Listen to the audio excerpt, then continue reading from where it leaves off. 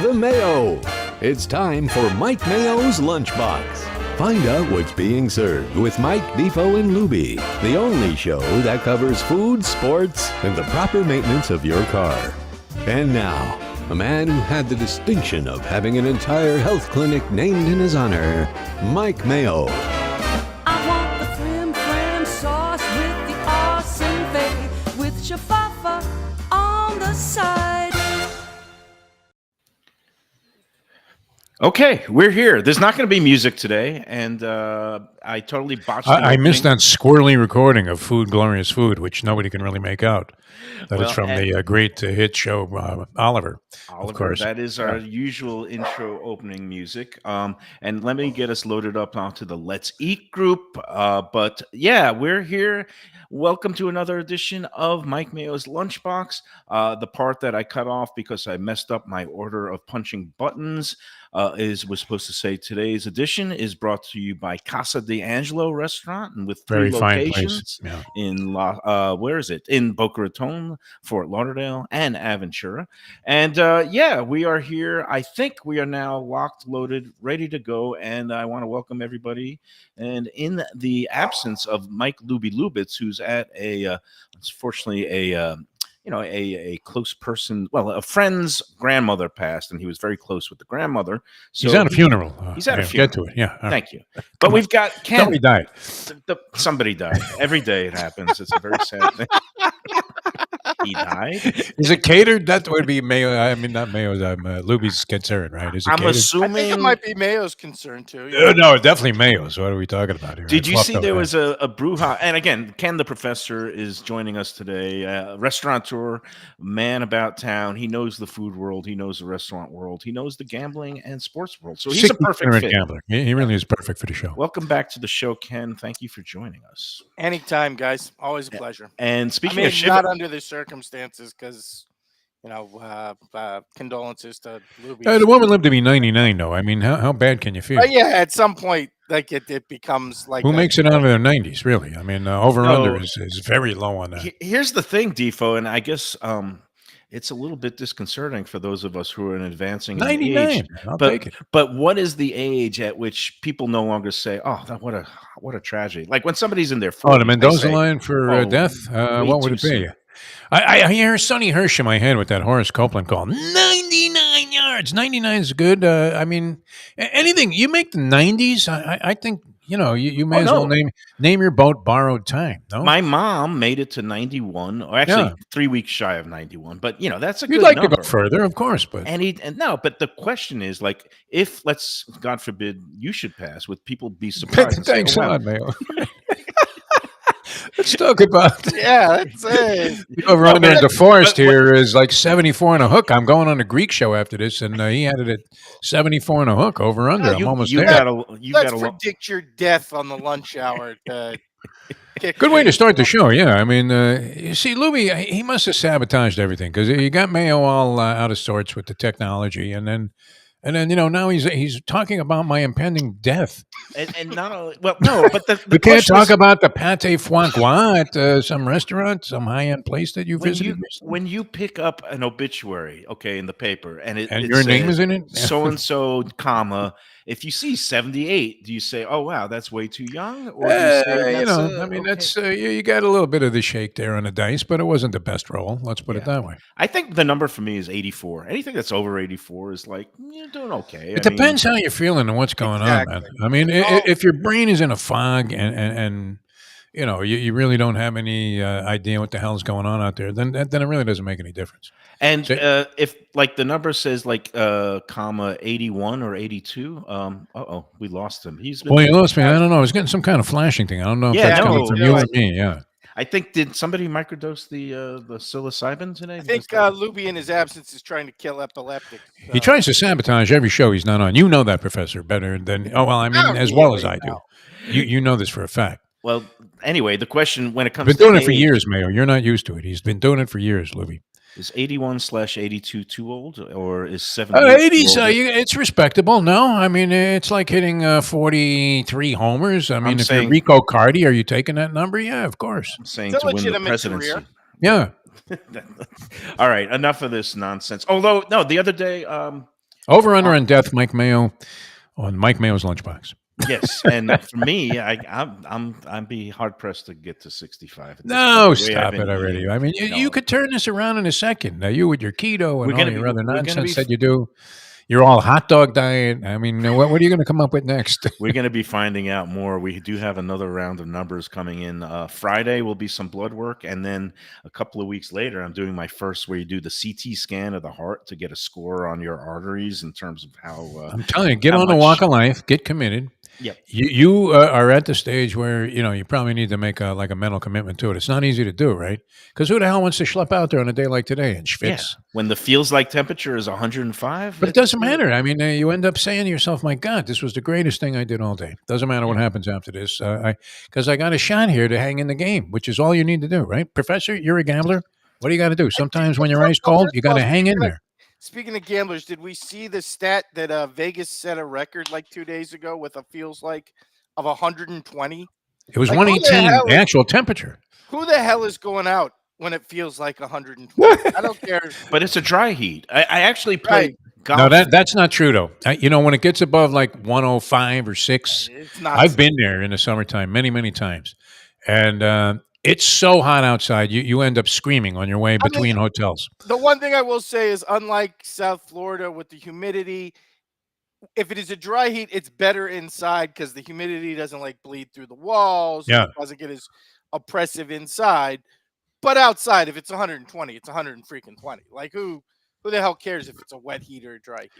Do you believe in the misters, like the mist, whatever they are, generators that they have at the Mon Ami Gabi? Would you sit out there in a 118 heat? No. And sip a mimosa, with like a little croissant?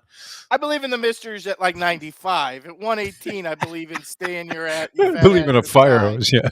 And air conditioning is what I pressure believe in cleaners. Yeah. So I don't know if you remember my story about I did play golf in the middle of summer when I was at the Wynn Resort. It was formerly the Desert. Was that Inn when you Golf mowed Course. down Michael J. Fox? Yes, you remember that. You story. played through Michael J. Fox while he had Parkinson's, exhibited, very significantly. No, I didn't play through. Poor guy is standing over a putt, and you drill him with a 3-wood. Let me tee up the story properly. First of all, it was 108 degrees, and it was August, and it was a very dry 108. It was not uncomfortable to play. You had to guzzle water because your body was evaporating liquids so fast, but you don't even feel it evaporating. You sweat, but it immediately dries upon the surface. So if you don't drink like a gallon of water every hour, you will just pass out and wither and die off on the side of the fairways. But I was playing with the Club Pro. We were at twosome, and I was doing a story on the golf course there at the Wynn for Wynn Magazine. And we get upon doing a story. Is that how you covered it as a comp? I mean, what the hell? Come on, man.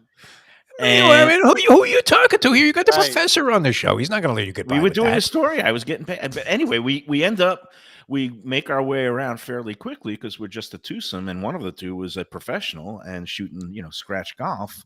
And where are you, man? In the sand most of the time? At that time, I'm not good, but I'm Mr. fast. Sandman, are they playing it? I will keep it moving forward, and I'll play my double bogey golf, and so anyway, we come upon this threesome when we. You should run for president. You're talking about your golf game now. You're on the show. That's great. My handicap is not a 6. Yeah, I could beat you, Trump. That was a good one. So we get to the 13th hole, and we come upon this group, and they are taking forever. And I was like, what the frick is going on? You started cursing. I was about to hit into them and wanted to play through them. And at that point is when the Club Pro said to me, that's Michael J. Fox. This guy's in a wheelchair up on a green there playing handicap golf. I mean, legitimate handicap golf. And you're going to drill him with a line drive, purposely hitting it through the green so that you piss these people off. Unbelievable, man. Yeah, let me get this story straight. So you are playing a round of golf for free. Yes. And you're so angry at a guy with Parkinson's who has brought America decades of beloved entertainment. Yeah. It's really, Michael J. Fox is one of those rare actors. Who doesn't love? How could you not love this guy? Right, exactly. Everybody loves him. Would you have punched out Freddie Roach, too, if he happened to go by in a car? And not only are you so in memory angry that you're going to skull him with a 2-iron from 140 yards out, you're not afraid to retell this story. That is... like I've heard it 100 times, too. That's the beauty of it. When we talk about privilege these days, that is some serious-ass level of entitlement. Let me tell the story about the time Parkinson's-abled Michael J. Fox was playing golf, and I was so angry because he was slowing down my freebie round. Yeah, he was I on was like gonna 17 tell also. It wasn't like he yeah. was going to have to wait a Well, long time. okay. Yeah, it's In great. my- in- Next, Mike is going to read the first 10 items on the Project 2025. Right, that And is tell me why that's a good serious. idea. Yeah. Two things in my defense. First of all, when it's 108 degrees, you do want to get the round over with as quick as possible. Number two, I did not know it was Michael J. Fox. I just knew it was a guy who was like, every time he's over the ball, he's waggling, and he's just Because he has Is Parkinson's. Mike weird? I mean, didn't what are you know talking that. about? I didn't know that at the time. And as soon as I found out who it was, I felt like a complete schmuck. And we started. As you should doing have. that. Yeah. We No, went that's- back a hole. I started playing 2 balls on every hole, and we just took our time. So when the And, Marlins opened the new stadium and they brought out Muhammad Ali and it took like an hour and a half, could he walk? Were you on the in the dugout? Like, move it on! I Let's gotta get go! outta here. Let's go, man! The poker tournament at 11. I Well, need to get here." I'm not as cold as you heard Joe Frazier's famous line when Ali was the one lighting the cauldron at the Atlanta '96 Olympics. Because I was sitting in the press box next to one of the Philly columnists, and I think it was Conlon, maybe the guy who was always on the sports reporters back in the day. He knows that guy, Joe man. He was good. Frazier. He Joe was one of those old school blowhard, Yeah. like type of guys. Like you could see him hanging out having a cocktail with Jimmy So- Breslin or something. Yeah. They have the big reveal. Ali is the one who's lighting the cauldron, the final, torchbearer. Do you remember what Joe Frazier's? I don't remember his quote. I do remember Ali did have the shakes. There's no question. The Frazier told Conlon, if I was there, I would have pushed him in. Nah, That's pretty cool. smoking show, man. You know what? He was a good guy. I had an interview, a one-on-one interview, and thank God his son Marvis Frazier showed up with him because this was at the height, and I think he sort of recovered from it a little bit. The obvious brain damage that Joe Frazier had suffered. So they bring him into the WIOD studios, and a friend of mine arranged this. I thought, wow, that's pretty cool. I got Smoking Joe Frazier here, and you could not have discerned one single word that he said the entire time. And yet, when he sang, it was almost like a Mel Tillis thing. He started singing because Joe Frazier had a band, which I don't know that they were going to win any Grammys or anything, but when he sang, he was okay. And the rest of the time, you couldn't comprehend a word the guy said. See, now if I'm Ali, that would be my counter line is like, oh, I'm going to push you in. Well, yeah, I'm 75. I'm ravaged with Parkinson's, and I'd still knock your kid out in the first round. Every other you go. decent boxer he ever fought. Thank God Marvis was there to interpret, though. Otherwise, that would have been one hell of a long hour of radio. That's for sure. Well, there was no love lost between Frazier and Ali. Are they both gone now, or is Frazier still with? No, they're both long gone, my friend. Long gone. Okay. Yeah. Well, that's a lesson to those who want to go into boxing. Maybe not the best for longevity. And when you see the number 75 next to a boxer, you're like, okay. So Shiva, we had an argument break out on Let's Eat South Florida the other day. Somebody was looking for a good place to get Shiva platters. Getting back to our death theme of the day, very cheerful. Boy, you really have run, what are we, like 15 minutes into the show, and you're still ringing with death? Right. Did somebody, who's producing this show? You? Luby's lingering presence is still felt despite being gone. But Let's leave talk it to- death with how about taxes? We're bringing that But up next leave it here. to Let's Eat to have people started getting into it because somebody suggested Doris. Rip off Shiva platters? What, did I come up? Well, no, but somebody suggested Doris's Market, and then the other one said, "Well, that's not kosher." And somebody says, How well, do we for know that? Shiva I mean, platter- there's a well, rabbi there, I'm pretty sure.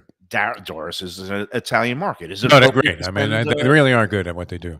I know that I got Shiva platters sent to my mom's. What's on a Shiva platter? Yeah, I was going to say, Grandpa's. as the non-Jewish person on Yeah. this panel, is it a specific thing that has to be on a Shiva platter? Or is it just No, I mean it depends on if the people. Sounds who like are- chicken livers to me are part of it.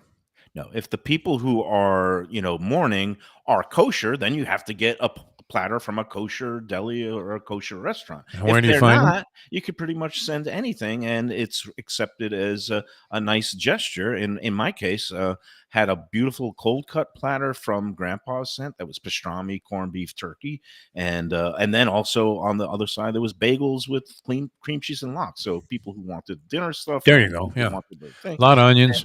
And then Sliced up. there's always a lot of people send just some baskets of cookies and some sweets to have sweet memories.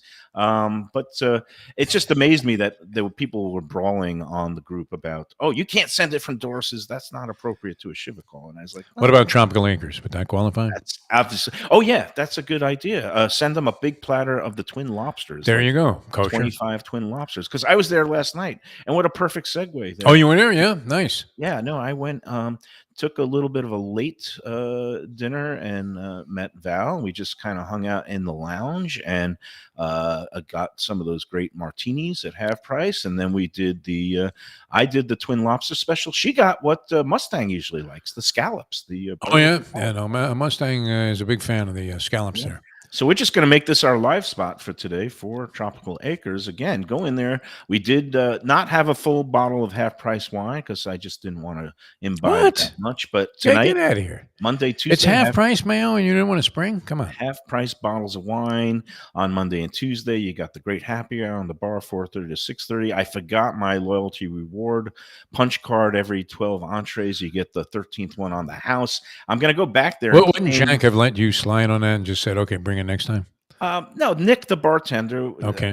When I say I forget it, he'll either make up a new card and then I have like 20 cards with 2 punches on it all around the house. But I think I'm sure you have some Fugazi punch cards from Tropical Acres. I definitely do. But go in there again. They're open every day but Sunday, and they have the best in the prime rib, the filet mignon, the rack of lamb, and that twin lobster special, $39, including a salad and a side dish. Try to get that's pretty incredible. Yeah. Some of these. I have a question. Rewinding to the Shiva platter for a second.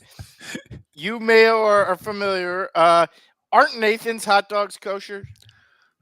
Yeah, I don't know. What's the this story goes on it? back to my point that the platter of cocktail weenies is appropriate for any occasion. It is the perfect occasion food because everybody loves the little, wrap. The hot dogs in a jacket? Yeah. Yeah. Pigs in a little blanket? pigs in a blanket. Yeah. Mustard. You can use them for a wedding. You can use them for a funeral, whatever. It is the perfect mass occasion food. Did you notice too, and you probably picked up on this right away because I remember the mood you were in was very similar to mine at Luby's wedding. Did you see any of the little, hot dogs in a jacket? We didn't see any food at Luby's wedding because Luby's in-laws swarmed them like a plague of locusts, while the rest of us were. Which also was unleashed on the crowd there, the plague of locusts, as we try to machete our way out of there through the back door. I am not going to speak ill of Luby's wedding. Number one, because you would comment on it anyway in your normal MO. Right? I think if you schedule a wedding in the middle of the NCAA tournament, you are asking to be criticized in Homestead.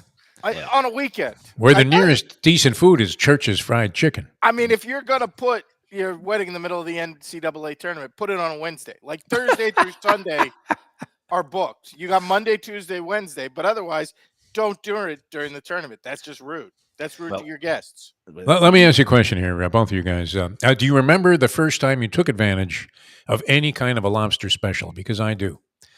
You go ahead with that. I don't remember it exactly. I know where you said, "Man, that is an unbelievable deal. I have to go there and try it." And it's always, the pound and a quarter jobs, the so-called chicken lobsters. Where was your?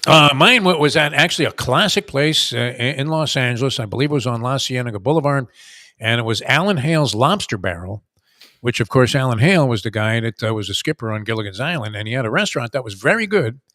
And as I remember, the lobster special was $5.95, included a baked potato and a salad, and also your first glass of wine.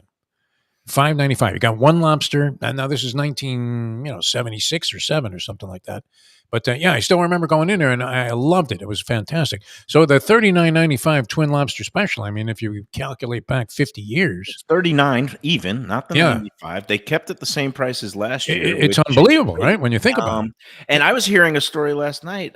We were sitting with Nick at the bar, and he said one of his patrons was telling him about they went to another local restaurant last week, and they had a lobster deal, not really a deal, that it was just one lobster. One for the same price. With some side dishes, and it was $120.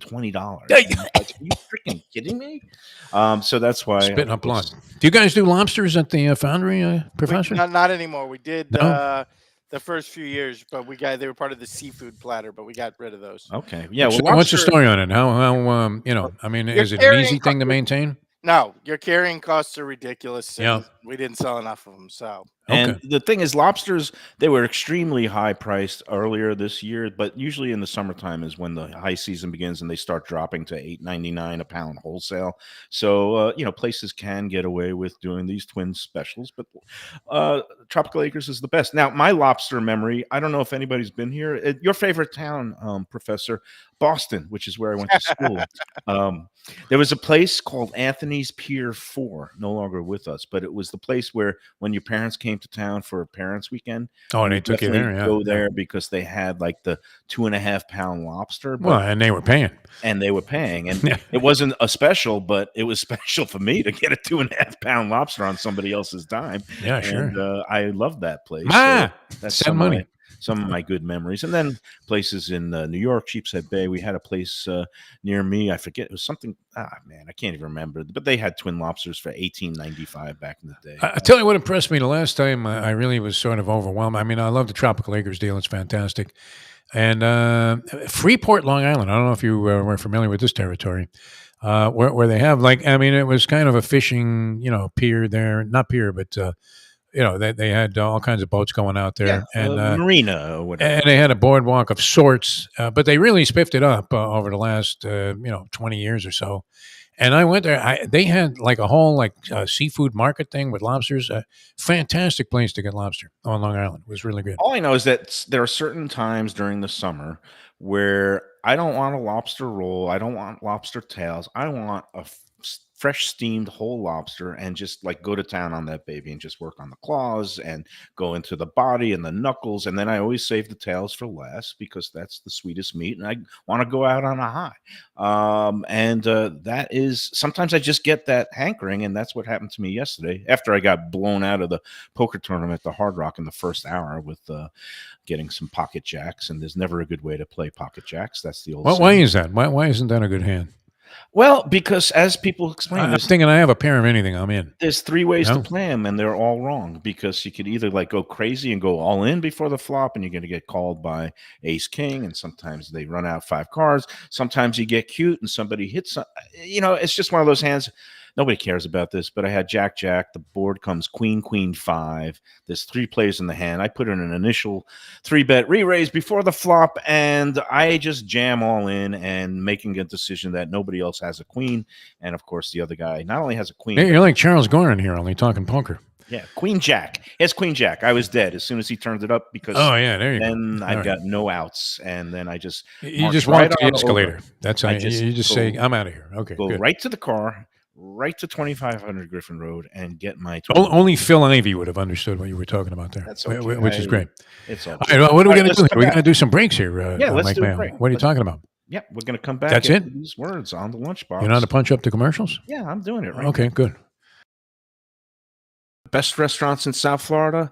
Casa D'Angelo is always at the top of my list. First-class dining, top-flight service, elegant atmosphere, and chef-founder Angelo Ilia is legendary. The flagship in Fort Lauderdale has been serving the finest Italian cuisine since 1997, with other locations in Boca Raton and Aventura. As Angelo himself says, they have an unwavering commitment to unparalleled quality with meticulous attention to details. It's so good with house-made pastas, pristine seafood, unique meats like elk chops and bison, and seasonal specialties including fragrant fresh truffles from Italy. All locations open 7 days for dinner. Reservations recommended for a special occasion or any occasion. Casa D'Angelo. Tell them Mike Mayo sent you. If you're looking for an exquisite sushi experience, Kaizen Sushi Bar and Grill in Fort Lauderdale is the place to go. 5640 North Federal Highway, just north of Commercial Boulevard. Chef owner Hui Lam, he's a sushi savant, slicing and serving pristine fish and seafood flown in directly from Japan and around the world.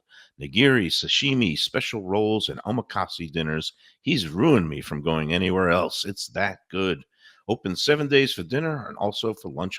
Even if you're not a sushi fan, they have great cooked options, including steaks, chops, rice and noodles, and other Japanese dishes. It's fantastic. For reservations and information, go to kaizenflorida.com. Tell them Mike Mayo and the Lunchbox sent you.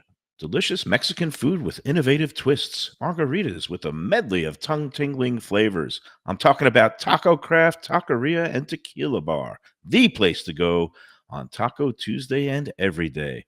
It's located at 510 North Federal and Highway in Fort Lauderdale, and also in Lauderdale by the Sea at Plantation Walk, and soon in Coral Springs. Taco Craft has specials every day, including bottomless drinks for a Sunday brunch, and Taco Tuesdays with their $4 premium tacos, including their new birria tacos with bone marrow broth. Oh, it's so good. They've even made a taco lover out of me, and they've got so much more, including fajitas, that open-faced smashed cheeseburger tortilla that's new, and a guacamole sample that's an explosion of flavors. The kitchen is open late. There's delivery and takeout. For more information, go to tacocraft.com. Tell them Mike Mayo, the Lunchbox, sent you.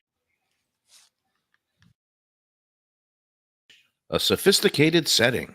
I'm talking about Corvina Seafood Grill. It's at 110 Plaza Real South in Boca Raton, just south of Palmetto Park Road. It's the place to go for the freshest and local seafood and fish, some of it with a Peruvian twist like their great ceviches.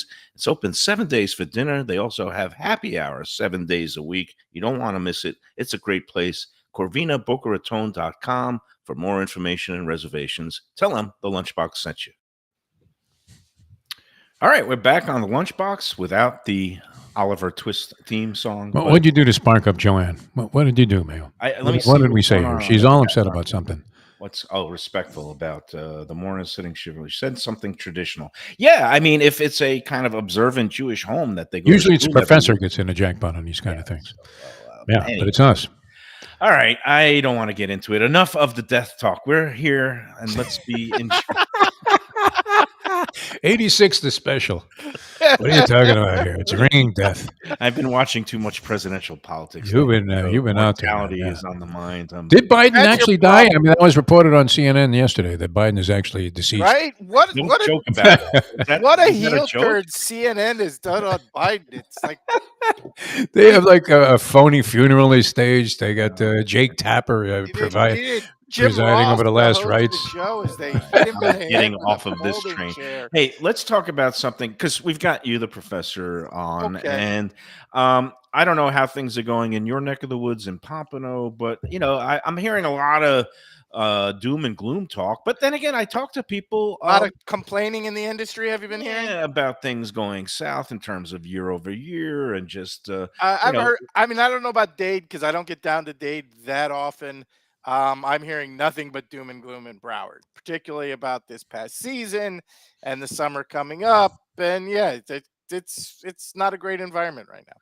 But I guess the question is this: can restaurants survive this? Is just a cyclical seasonal thing? Because I keep hearing terms like restaurant Armageddon. There's a guy down in Miami who's actually a real estate broker who does a lot of restaurant commercial real estate, and he says, "Oh, since January, there's been 162 restaurants that have closed down." Yeah, but then Eater keeps writing about it. The short answer is obviously the business will survive. Places like Tropical Acres that have been there for 1,000 years will survive. For the people who launched, say, during or post-COVID, it's going to be a rough period, and I wouldn't be surprised if not necessarily this year, but over the next couple of years, we see a thinning out of what I would say was an oversaturated market, particularly in certain areas where things went from, I don't know, let's say a couple of dozen options to like 50 or 60 options within a limited geographic area overnight. And I would say it's because the market got glutted really quickly in the COVID and immediately post-COVID days. My question, frankly, some of them are very good. So, it is what it is. The thinning of the herd is capitalism working. Basically, if places aren't giving good food or good value, people are going to stop going there. But my question is this, you keep hearing about the closings, but there's openings. I mean, every time a restaurant closes, and this has always been kind of the cycle of things where you don't see spaces remaining vacant for long. I know I'm thinking about a place on a commercial that was the Pick It Up. It was like an Italian takeout place. And then, that went out. but 2 weeks later, it just immediately turned and flipped into another Italian restaurant. And so when people talk about 150 closings, my question is, well, how many openings have there been? Well, And okay, is it but really? particularly when you're talking about like a same location spot, and obviously I get the appeal. There's usually a build out. You don't have to, it's less expensive. Sometimes you'll even see the equipment left behind, or you can purchase the equipment on the cheap. I get it. It is, in my opinion, never a good situation. Usually that becomes the death spiral, and you see a place that maybe lasted 5, 6, sometimes even as long as 10 years. The new place will go in, it'll last a year or two. Then there's a third place behind that, and it usually lasts less than a year. When you see that location switch over and over, unless somebody comes in with something really fantastic or really innovative as a new concept, that single location replacement almost never works in my experience. Actually, your friends at Goldberg's are in a spot like that, where it was a few different things in a short period of time after having a successful run. It was an Italian place where Eddie Meatballs was, and I forget the name. It was like Frank and It something's, was a whole bunch of places in that and then it spot. became like what was that dog kind of place? Whatever Brown it's called. Dog Eatery, Brown then it became Pooch. Craft Deli. Then it became something else, and then it finally became Goldberg's. It's a great location. Well, It I seems think like. they've broken the jinx because Yeah. they're doing really well at Goldberg's, and they're also Goldberg is now opening up another spot with that partner Nick, and they're going to be right in the same plaza as Kaizen, our friend Kui. Oh yeah, wow, So, okay, even closer. and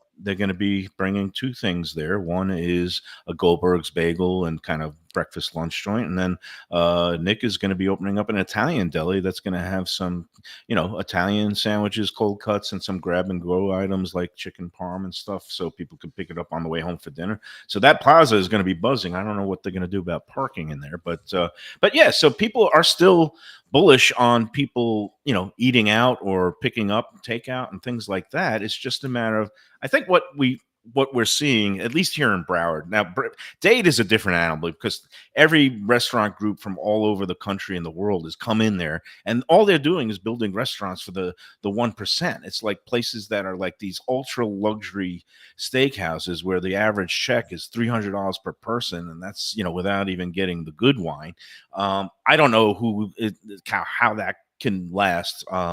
Because there's only a finite amount of, even the richest people's Rappers. money. Yeah, you have to appeal to rappers. It flows hand in hand with the housing market. If the only people that can live within, say, a 10 or 15 mile area are paying low to mid 7 figures, then yeah, they can afford to go out and blow $300-400 for dinner. It's not that.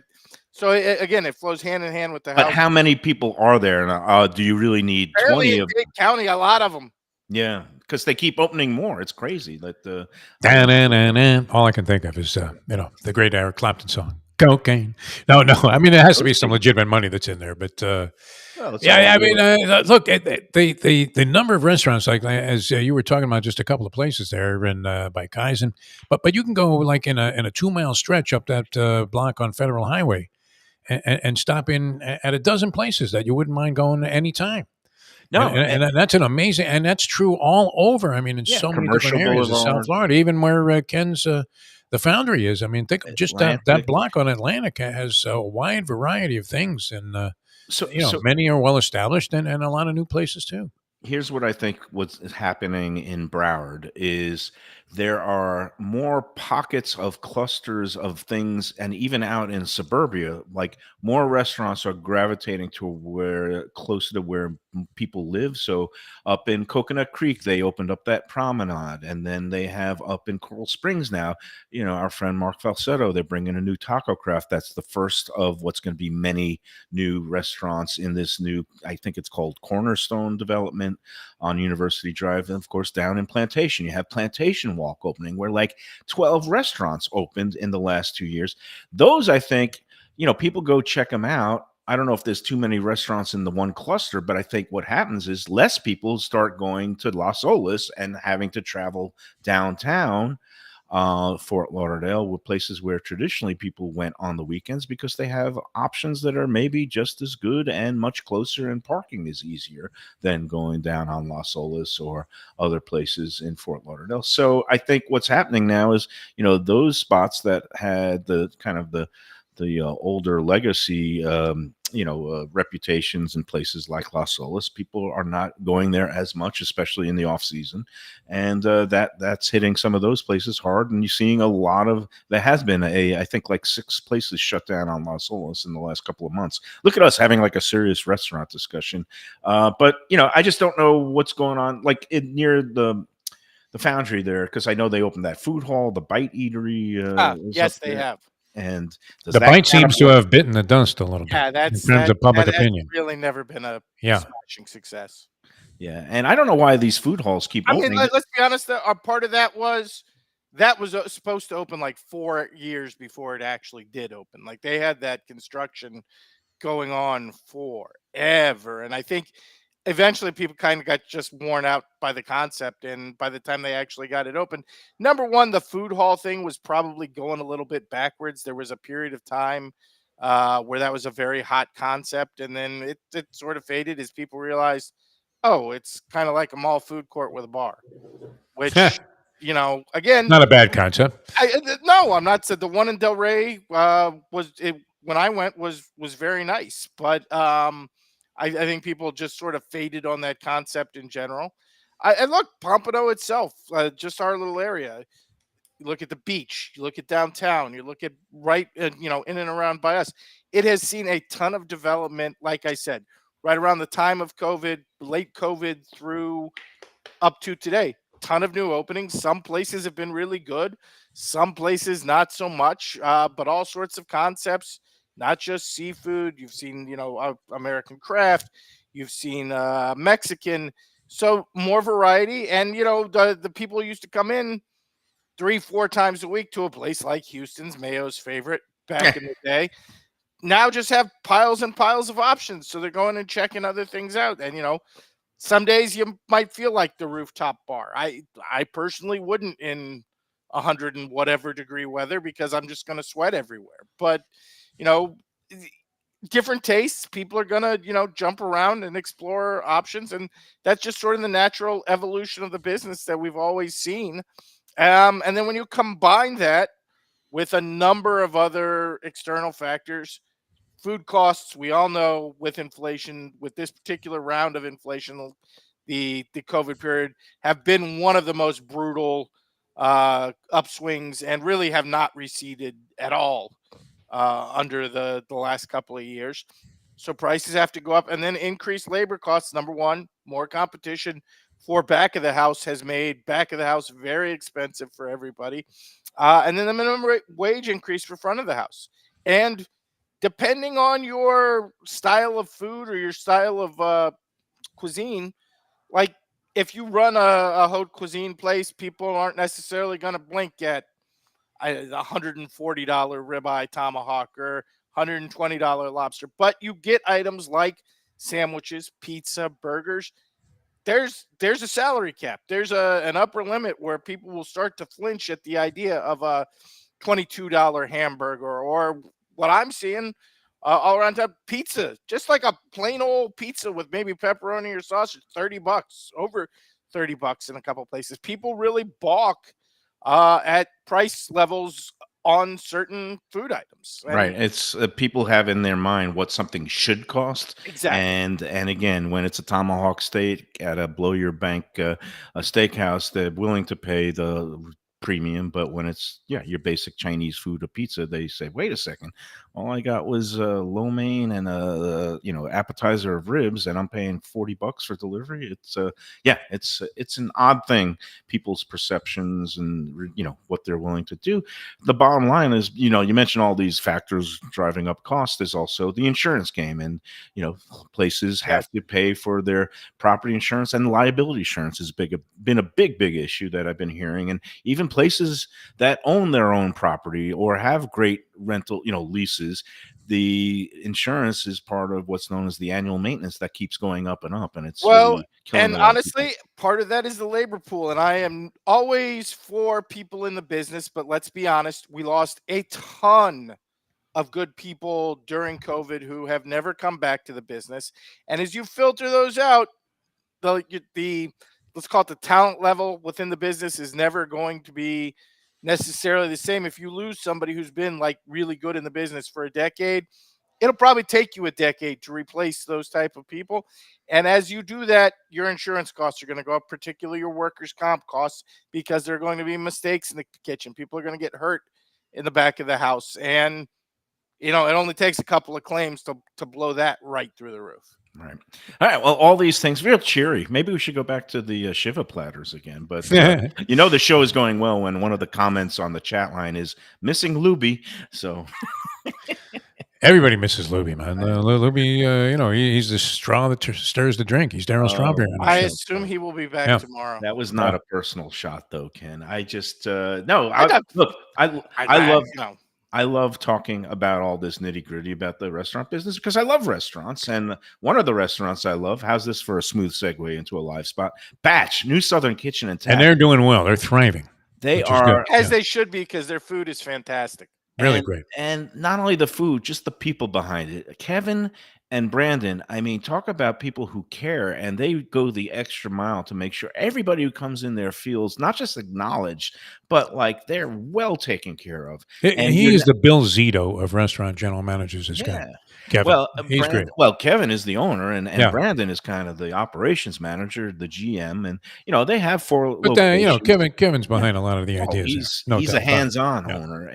You'll see him actually, bussing tables and cleaning up the floor if somebody has a spill. That's the kind of thing that really rubs off the workforce and lifts morale because he's a hands-on owner.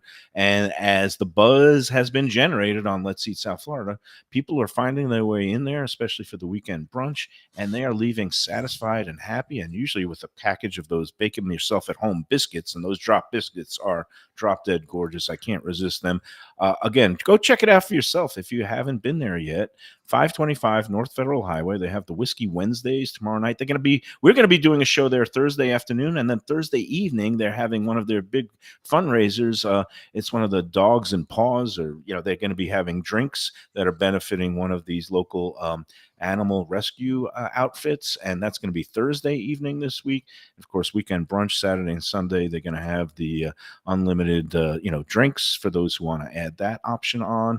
It's a great place. They got free parking in the garage right next door, 4 hours worth, and 525 North Federal Highway once again is the address. Batch, New Southern Kitchen and Tap. Tell them that the Lunchbox sent you. All right, ready to fire up some more spots here? More of Mike Mayo's Lunchbox in a moment. One of the best restaurants in Broward, J&C Oyster in downtown Hollywood. At 2035 Harrison Street, this place is fantastic and worth a drive. It's got creative, cutting-edge seafood and more with an Asian twist and gorgeous cocktails. Chefs Raheem Seeley and Monica Dominguez cut their teeth at some of Miami's best restaurants. Don't miss some of these fantastic dishes, including grilled oysters, fried chicken, and the Thai red curry crab. Open Wednesday through Sunday for dinner with daily happy hour and outdoor seating. Go to jncoyster.com for reservations and information. Tell them Mike Mayo's Lunchbox sent you. Are you looking for a good New York-style slice? How about lunch specials for under $9 that come with garlic rolls and a fountain drink? I'm talking about Stromboli Pizza Kitchen in the Fountains of Plantation, 801 South University Drive.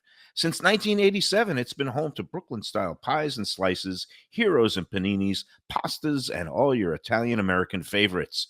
It's got the unpretentious vibe of the pizza places of my youth with daily specials, family dinners, outdoor seating, eat-in, carry-out, or delivery. Open 7 days a week. Go to Stromboli'sPizza.com to place your order today.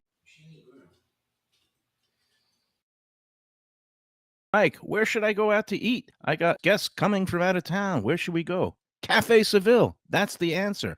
2768 East Oakland Park Boulevard. It's a Fort Lauderdale perennial, serving the finest in Spanish and continental cuisine in a cozy, friendly, comfortable setting. Joey Esposito and Sally, his better half, they've been running the place for a long time. It's been open since the 1980s. They got great Spanish classics like paella, shrimp with garlic sauce, and all kinds of great seafood dishes. The stuffed veal chop, that's my favorite. Go to Cafe Seville. It's open every day but Sunday at 5 p.m. for dinner. tell them that the Lunchbox Mayo and Defo sent you. Do you like burgers? Do you like wings? Do you like late night food and sports on big screen TVs and cold beer and friendly vibe and great people? Then you want to check out Shenanigans, 1300 South Federal Highway in Dania Beach. Go to Shenanigans, you get yourself all the good stuff, the fresh fish every day, the black and grilled wings, and of course, the kitchens are open late. Go there, tell them that the Lunchbox Mayo and Defo sent you. Okay, we're back on the Lunchbox. We got Ken, the professor, sitting in for Luby, not vacationing, just morning today, and Defo. He's bringing it back to death every. Can't get away. I mean, why not just get Levitt Weinstein to sponsor the show? I should at this point. Instead of music, we get death talk coming back. Be gargling with embalming fluid on this program instead of having a cocktail.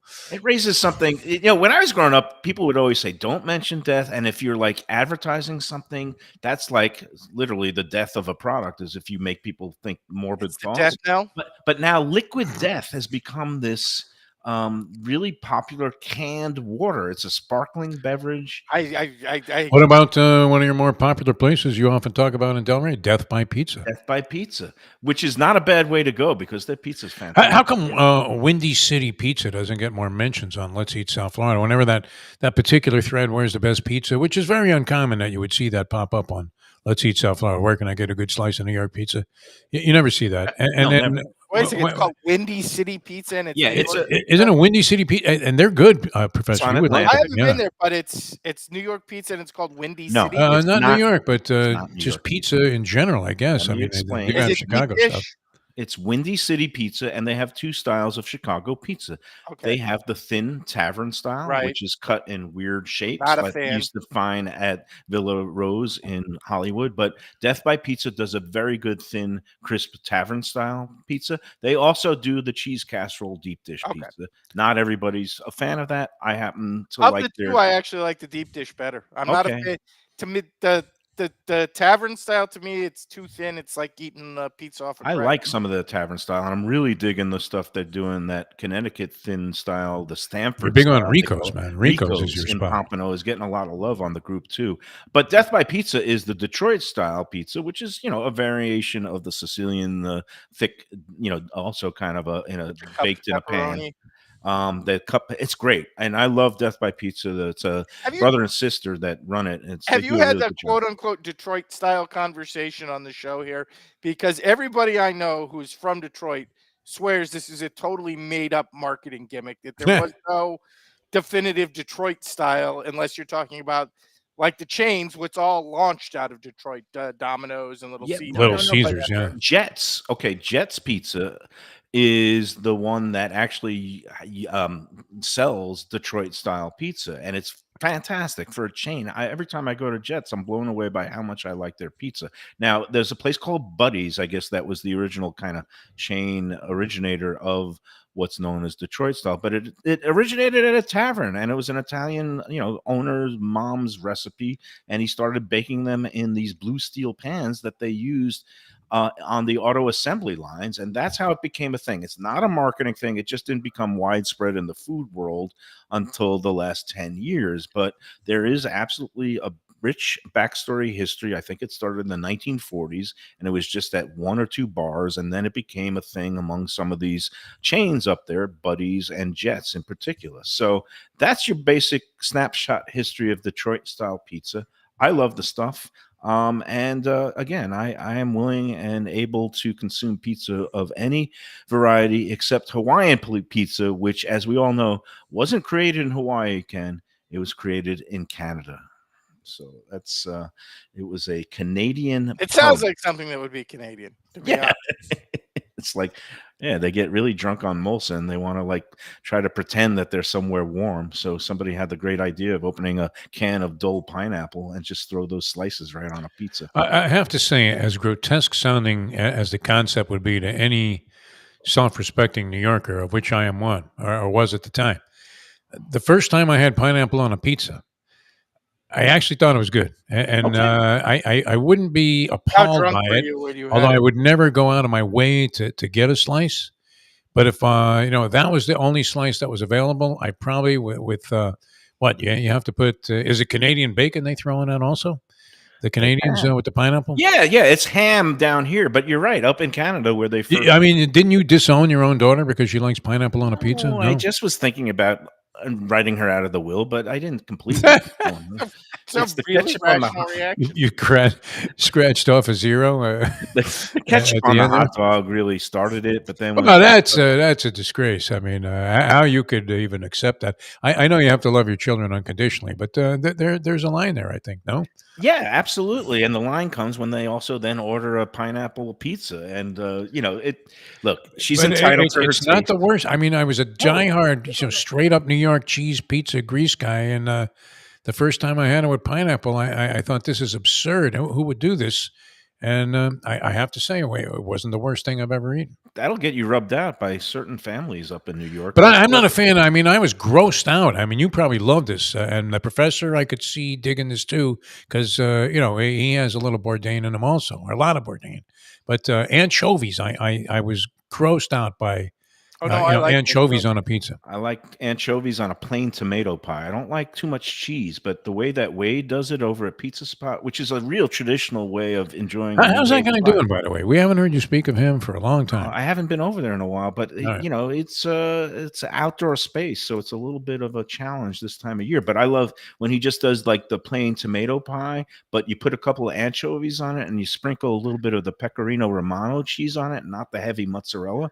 That's a good pie. Especially when you lost me at the plain tomato, and then when you throw the anchovies on, that one's yours. Yeah, really good you're sauce. Here complimenting pineapple, so you got no reason to look. Yeah. No, I wouldn't go out of my way to get it. But if it happened, to be the only thing available, and I was dying for a slice of pizza, I could deal with it. So getting back to the pineapple, our friend and James Beard Award-winning, 2-time James Beard Award winner, Carlos Frias, the former food editor at the Miami Herald, he's got a home pizza oven, one of those stones or something, and he likes to make his own dough, ferment his own dough. He's one of these real foodie guys. Did Popil come out with a new one? Because I see an ad for this pizza maker that swears that you're going to make like pizzas that look like they came right out of Italy. Uni's very popular. But anyway, Carlos has been experimenting, making a lot of at-home pizzas, and he did a roasted pineapple pizza that he proclaimed pretty good. And to which I said, Carlos, what I want to see from a Miami-based chef or foodie is let's use some of our local fruits instead of the, tropical, coming from Hawaii or Central America. I want to see a mango pizza. Why? Because you're getting carried away, Mayo. Yeah, I don't get that. Because let's face it, it sounds as gross and disgusting as a pineapple pizza. So why not try to play around and see if we can make one of Miami's best known and fast growing fruits. Well, then why are we limiting it to the sweet? Why not go savory and put iguana on a pizza? There you go. There are probably some people who have done that. Chicken of the tree. Let's just since we're trying to make it Miami. How about an alligator pizza? Like why?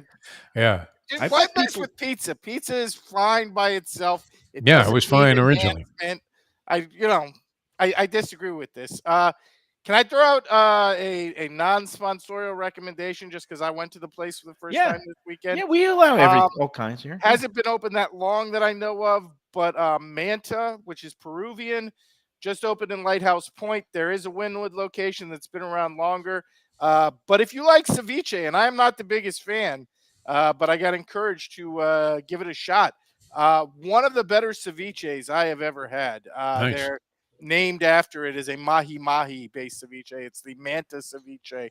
I thought the whole restaurant had a nice vibe. We did a little tapas style tasting, everything. Everything was good. Very highly recommended.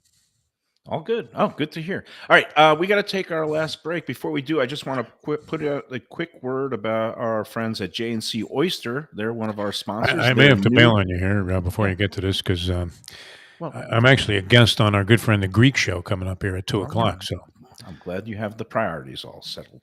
That's all. Well, priorities there. I didn't know you were going to schlubber right through the closing time of the show. But no, I have 1:54. We're taking our final break. You don't have to go in. Well, you can go right now. But I did have to talk about J&C Oyster, 2035 Harrison Street. They're open Wednesday through Sunday, so they're not open tonight. But tomorrow they have the great happy hour going from 5 to 7 p.m. And we're going to be in there for their grand opening festivities. They've been around for a couple of months now, but the official ribbon cutting will be on Wednesday Wednesday, July 17th. We'll be out there enjoying it with Chef Raheem and Monica. They have some really good culinary chops, and go check it out. They got the best in seafood and some other innovative cuisine. All right, we're going to be back to wrap up this show without Defo and without Luby, but me and Ken will hold the ship. We'll see you tomorrow at Finish off that whole dissertation on death that you were doing. tomorrow. You know where we're Maybe going we to get some burial pics, out of somebody. What now? You know where we're going to be tomorrow? You're going to be Heritage. That's going to be a gas. I'm That's looking forward to gonna be that. fun. I love Reno. I think It's the guy's gonna be great. Can nothing the but professor join us out there? Because he would love this place. I don't know. Have you been Anybody there, can Heritage? join us. I don't know how many can fit on the cameras. Well, out that's there, all right. but We'll throw a shot there, a But cameo for the more professor. than welcome to join us. You've eaten there, right, Ken? At Heritage? I have not. That's I have been to Casa D'Angelo for Oh, Italian. It's a different sort of place but altogether. I have gotta- not been out there yet. You have to Right. come and join us, and lunch will be on me. And Reno, what a prince of a guy. You got to hope he just keeps picking up these checks and gonna be doesn't great. eventually come to you and go, "Hey, listen, Michael, Well, if can it's you on do a Mayo, little something?"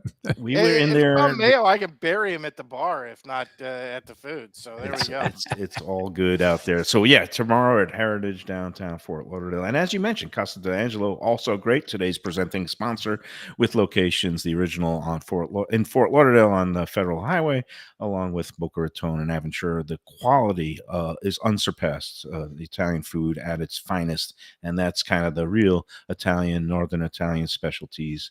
Along with impeccable service and a great wine list. Go to Casa D'Angelo. Tell them the Lunchbox sent you. All right, we're going to be back to wrap up this edition after these words. We'll see you tomorrow at Heritage Defo. For Gilbert's 17th Street Grill. You know me. I love family-run places with quality food at fair prices, served with passion and pride. And that's why I love Gilbert's. For more than a decade, Lenore, Beth, and Richie Gilbert have been serving up the best burgers, wings, ribs, salads, and desserts. It's a fast casual spot.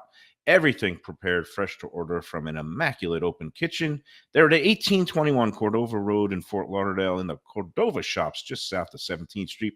Open every day but Sunday. One of my favorite burgers in South Florida. Big, round, juicy pucks of 100% Angus beef, char grilled to perfection. And don't miss the sweet potato fries on the side. They're legendary. Go to Gilbert's, feast, and be happy. Tell them the Lunchbox sent you. When I'm looking for some wicked good food for a wicked good lunch, there's only one place to go. That's Wicked Cheesesteaks in Fort Lauderdale. It's at 4824 North Federal Highway, just south of Commercial Boulevard and across from Holy Cross Hospital. My friend Brian there, he will hook you up with some really tasty treats. They've got cheesesteaks just like the best you can find in Philly, along with lobster rolls, because that's where he's from, Maine originally. And they have wings and pizza and everything you want to have a really good time. Wicked Cheesesteaks, they're open every day but Tuesday. Check them out online, wickedcheesesteaks.com. Tell them the Lunchbox sent you. If you're looking for a great place for steaks, seafood, and more, go to Tropical Acres Steakhouse and Butcher Shop. It's at 2500 Griffin Road in Dania, just west of I-95 in the airport. They've been there a long time, since 1949. That means they're doing something right. You'll get old school hospitality from the Studiali family, along with great value, for tremendous service. Of course, you could also go into the bar for happy hour every day, 4 to 6, and they have great value all night long. Also, a butcher shop that's open every day from 10 a.m. to 6 p.m. except Sunday. The dining room is open every day at 4:30 except Sunday. Go to Tropical Acres. Tell them the Lunchbox sent you. From a scratch kitchen, delicious drinks and house-made spirits from a craft bar. A great vibe inside and out with a spacious patio. I'm talking about Batch New Southern Kitchen and Tap, Fort Lauderdale, in the heart of the city at 525 North Federal Highway. It's open 7 days for lunch, dinner, and weekend brunch with classics like fried chicken and waffles and shrimp and grits, and creative items like pecan-crusted salmon and a fried green tomato BLT. And the drinks? Smooth sipping and so good. There's convenient free parking and a garage next door, happy hour at the bar, an entire patio, 4 to 7 Monday to Friday, and live music every Wednesday, Thursday, and Friday. It's pet and people friendly and with cozy fire pits for when the temperature dips. For reservations and more information, go to bashsouthernkitchen.com. If you like seafood in a comfortable setting, outdoors, even keel fish shack at the corner of A1A and Commercial Boulevard in Lauderdale by the Sea, and also now with a new location on Las Olas Boulevard. Those are my spots. Upscale food in a down-home setting. The chef owners, Dave and Brad, do a terrific job with all the seafood classics that you want. They have the best grilled oysters in town, bang bang shrimp, lobster rolls, and deli fish specials. They also have weekend brunch Saturday and Sunday.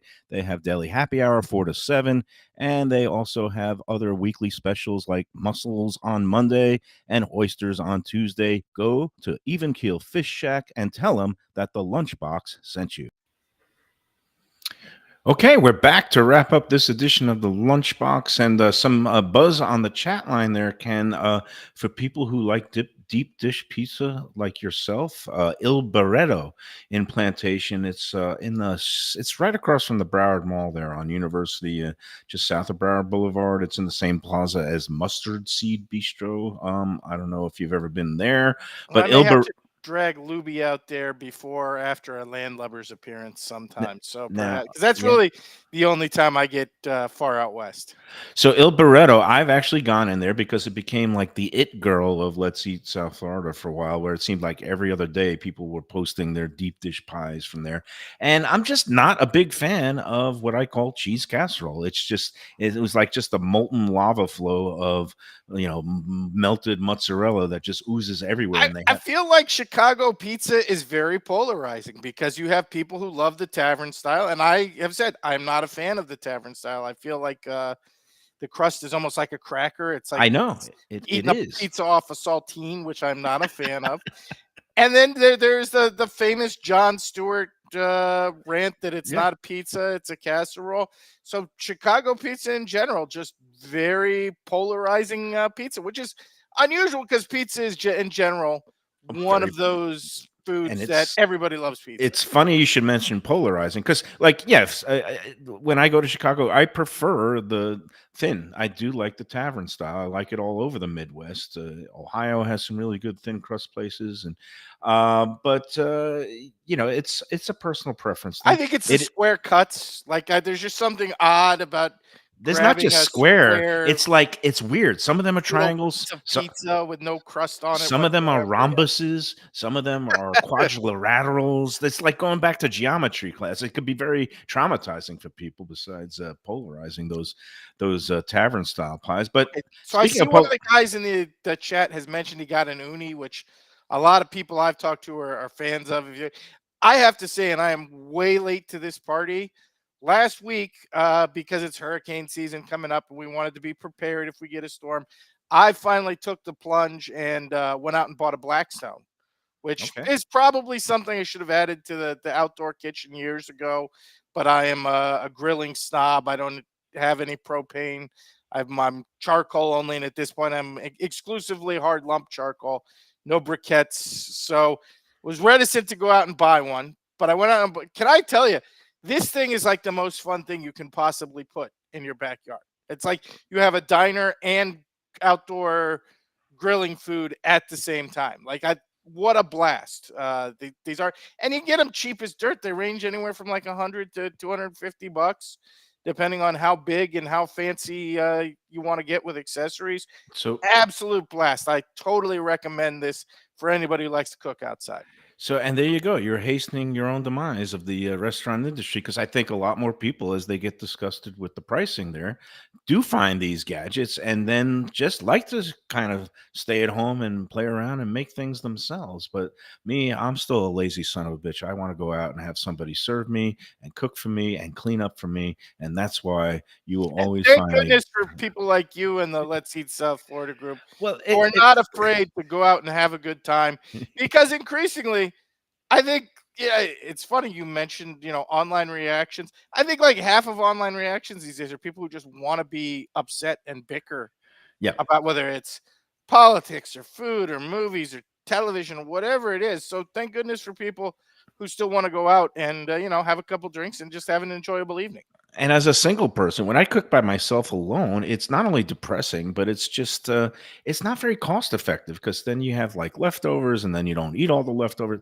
Like I'd rather just go out and find a nice place where, as a single person, you could just kind of sit at the bar. And obviously now I'm not technically single. I do have Val around and we go out together a lot. But cooking at home for one is really it's not very cost effective. So, but for others that have families, everything is about freedom of choice. That's what I'm all about. Hey, I got to do a little bit more business before we get out of here today. I got to put in the good word. Well, first of all, there's two events going on tonight, and it's kind of unfortunate because I want to go to both. I'm committed to going to the Red Meat Lovers Club is doing a takeover of New York Prime in Boca Raton. I think it's sold out, so I can't even pitch the final ticket sales. But if you want to check out and see if you can still buy one, go on to the Eventbrite, do a search for Red Meat Lovers Club. But have you ever been to New York Prime in Boca? I have. What do you think of it?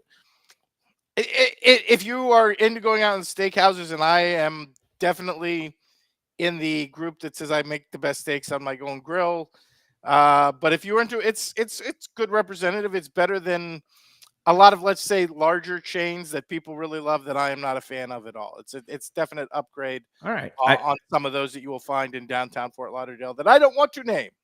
All right. I have not been to New York Prime, so this is going to be the first time I'm in there. I know it's not the typical dining experience because it's going to be more of, I think, buffet style. I don't know how it's going to be set up. All I know is that Evan and the Red Meat Lovers Club always does a first-class job with everything they do. The other thing going on tonight, and maybe I'll make it a double-header bang and go over to Meisner Park, where our friend Tom Tanazzini, Tom's Louisiana Kitchen, is doing a pop-up takeover at Max's Grill. Our friend Bert Rappaport and his crew are allowing Tom to go in there tonight and offer some of his great Louisiana Cajun Creole specialties. He's got the boudin balls. He's got the red beans and rice, which I think are some of the finest around. Yeah, what time is that? Because I might have to pop into that myself. I think he's going from 6 till 9:30 or 10. Okay. I think they were taking reservations for that, but I'm sure if you amble up to the bar, you'll be able to kind of get yourself some jambalaya or some of his great gumbo. Some and boudin balls. He is making the boudin balls, and he is also bringing some of the Tanazzini family lasagna made with crepes. So if tell Defo that he'll go gobble it all up. He loves that lasagna. I saw Tom's Instagram or Facebook page yesterday. He had like 5 pans of lasagna getting ready to go. So that's going to be a fun time tonight. And last but not least, I got to put in the good word for our friends at Visit Lauderdale Food and Wine Festival. We're doing an event with them with Even Keel Fish Shack, Lauderdale by the Sea, August 10th. I don't know if you like oysters on the half shell, Ken. I'm a huge fan. Okay, well, I might invite you to take part if you want, we're going to have an oyster eating contest that's part of, we're calling it the Pearl Jam by the Sea Oyster and Bubbly Festival. Yeah, I don't want to get screwed by Eddie Vedder, though. Well, no, that's why we put in by the sea, and it's enough of a differentiation. And what we were saying is that would be kind of the best publicity if we get a cease and desist letter from Eddie Vedder and the folks at Pearl Jam. But it's going to be a great time. August 10th, Saturday, 1 to 4 p.m. Go online to vlfoodwine.com, click on the banner, or go to eventbrite.com and just do a search for Even Keel Oyster Festival, and you'll get your tickets. There's VIP seats that are remaining where you get a seat at the bar, a split of Tattinger champagne besides the sparkling wine that's going to be flowing all afternoon, and you also get a choice of one entree from their brunch lunch menu in addition to all the raw oysters that you can eat. That's the VIP package.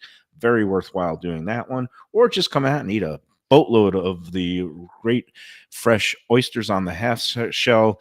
We have dispelled with the notion that you can't eat oysters in the summer months because the way that things are now pasteurized and raised and everything now, it's going to be a mix of oysters. We're going to be featuring some from the Treasure Coast. There's this new oyster farm that's up there near the, Sebastian Inlet, and it's these microbiologists are doing amazing things. It's inland a little bit, near the Intracoastal, and the way that the oysters are filtered and washed. It basically you can't tell the difference between these things and some of the finest, like West Coast Kushi oysters, or some of the ones from up on the Prince Edward Island, Malpec. I had these a couple of weeks ago at a dinner at Driftwood. It was a great restaurant up in Boynton Beach, and I was blown away by the quality and the flavor of these Florida grown oysters, and we're going to be featuring that at the Pearl Jam by the Sea Oyster Festival. Again, get your tickets now, vlfoodwine.com. All right, we've gone overtime, Ken. I appreciate you and hanging around. Anytime. And I hope Luby gets through this very hard day for him. Well, no, he's there supporting a friend, and I guess he also was close with this grandmother who made it to 99. And good for gesundheit, hey, we say. That's good for them. All right, enough of me and my chatter. We'll see you tomorrow at Heritage. Come on out, Ken, because Reno is a blast. And you got to love a guy who, I went there the other night. He ducked out of the kitchen, was sitting outside on a bench because he's just said he needed a moment, because he said he was getting so angry that he was about to punch a baby in the face. Or that was his expression. He was so mad he could have punched a baby in the face. And I was thinking, what a great expression. I mean, how mad do you have to be to either club a baby seal or punch a baby in the face? Depends on the baby. That's it. So, all right, that's going to be tomorrow. We'll see everybody then. Until then, enjoy every sandwich.